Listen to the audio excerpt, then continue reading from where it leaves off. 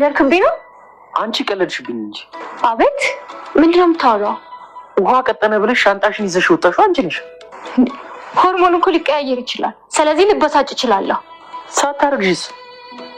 ቆይ ምንድነው ያቀያየርሽ? ካሌብ አታበሳጨኝ። ከዚች ገረድ ጋር እየወዳደርከኝ ነው። ገረድ ምንድነው? ሰርቶ የሚኖር ራሱና ቤተሰቡን የሚደግፍ። ቆይ ትርጉሙ ምንድነው ላንቺ? ካሌብ እያዘንክላት ነው? ንግግርሽን አስተካክያ። ስንት የህሊና ገረድ አለ። እኔና ይሄን ያልሽው እኮ ራስሽ ነሽ። ቆይ አንቺ እንደዛ ነኝ ብለሽ ታስቢያለሽ? መጣሽልኝ ሚስቴ ብለህ ትቀበለኛለህ ስል እንኳን ደህና መጣሽ አይለኝም።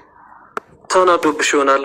ሲናደድብኝ እናገረኝ ነበር። አሁን ግን ምንም እየመሰለው አይደለም። በዛ ላይ ደግሞ ትሁት በጣም ከአቅሜ በላይ ሆናለች። ቆይ እሷን ለምን አትያትም? እንዴት ልተዋት ዳኒ? ሁሉም ነገር የምታውቀው እኮ እሷ ናት እኮ። ካወቀች እሷና ታዲያ በጸባይ መያዝ። አንቺ እኮ ጸብሽ ከእሷ ጋር ነው። እኔ ሚስቱ ከሆንኩኝ ደግሞ ታይ ምላትን ነገር መታው፣ አድርጊ ምላትን ነገር ደግሞ ማድረግ ነው። እሱ ይህን እንዲያደርግ ከአንቺ የሚጠበቅ ነገር ያለ አይመስለኝም። ቆይ ግን አንተ ሀሳብ ምንድን ነው? የእውነት ሚስቱ ሆኜ እንድኖር ነው የምትፈልገው? የውሸት ሚስቱ ነሽ እንዴ? የእውነት ሚስቱ ነኝ እንዴ? ያንተ ሚስት ለመሆን መሰለኝ እንደዚህ የምለፋው። ቲና አሁን እንጋባለን፣ ልጆችን ቢሆን እንወልዳለን። ግን ቅድሚያ እዚህ ቤት ማድረግ ያለብንን ነገር ማድረግ አለብን። እኔ አልቻልኩም። ቻዩ ቲና፣ ይኸውልሽ ድራማውን እኮ የጀመርሽው አንቺ ነሽ። ይሄ ነገር ከተነቃ የማይሆን ጣጣ ውስጥ ነው የምንገባው። አሁን እሱ እስከዚህም ሆኗል። እሷን በጣም ንቃኛለች። በዚህ ሁኔታ የፈለኩትን ነገር ማድረግ ስለማልችል አንድ ሀሳብ አስቤያለሁ። ምን ሀሳብሽ? ካሌብን ምን?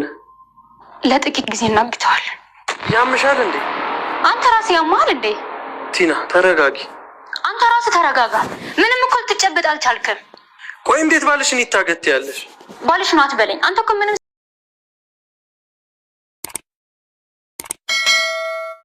በቃ አልፈልግሽም፣ ሌላ ሴት አመጣለሁ፣ ሌላ ሴት አገባለሁ እያለ ሳስፈራራት ነበር። ነገር ግን ቲና ምንም አድርጎ ምንም ህጋዊ ሚስት ነኝ፣ ስለዚህ ብትጠነቀቅ ጥሩ ነው። ስለዚህ ያላቀረከምኮ ገንዘብ ሳታካፍለኝ እኔ ቤትም አልሄድም፣ ስለዚህ ፍቺ አልፈልገውም ትለዋለች። ዳኒ ግን ምን አስበሽ ነው እንደዛ? ለምንድን ነው ፍቺ አልፈልግም ያልሽ? ምንድን ነው ያሰብሽው? ከዚህ በኋላ እነግርሃለሁ ዳኒ። ያን ሽማግሌ ልኩን ካላስገባኝ ያቺ ገረድ ቲናን ልክ ካላስገባው እኔ ከዛ ቤት በጭራሽ አልወጣም። ከዛ ቤት ከወጣሁ ግን የትም ልጎዳቸው ስለማልችል የልካቸውን እጃቸው ሳልሰጥ ከዛ ቤት አልወጣም። ቲና እኔ የፈለግሽ ማድረግ ትቻለሽ፣ ግን እኔ ከአንቺ ጋር አልካተትም። እዚህ ቆይታን ያትረዳኝ ምንድን እያለች ነበር። ካሌብ አይ አሁንም እኔ ከአንቺ ጋር ፍቺ እፈልጋለሁ ደጋግሞ ይነግራታል። ሌላ ሴትም እንደማመጣና እንደማገባ ስነግረው ነበር። ነገር ግን ቲና እጅግ በጣም ትናደድና ራሷን ለመቀየርና ትሞክራለች። በጭራሽ አይሆንም ካሌብ፣ እኔ አልፈታም ብያለሁ፣ አልፈታም። ለዚህ ስራ ሳላስከፍል ዝም ብዬ ከዚህ ቤት መውጣ ፈልጌ ነበር።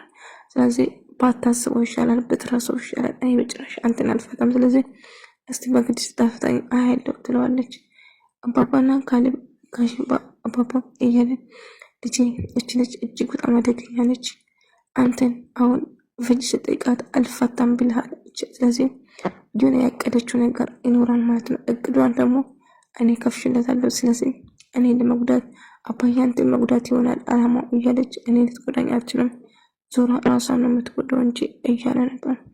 እንግዲህ ቲና አባባን ለማሳገትና አባባን ለመጉዳት ታስባለች። አባባን ካሳገኝ በኋላ ካሌብን ደቦት ሳለ ገንዘብ እንጠይቀዋለን፣ ከዛ ገንዘቡን እንቀበላለን፣ ከዛ በኋላ ምን ነገር አይመጣም እያለች ነበር።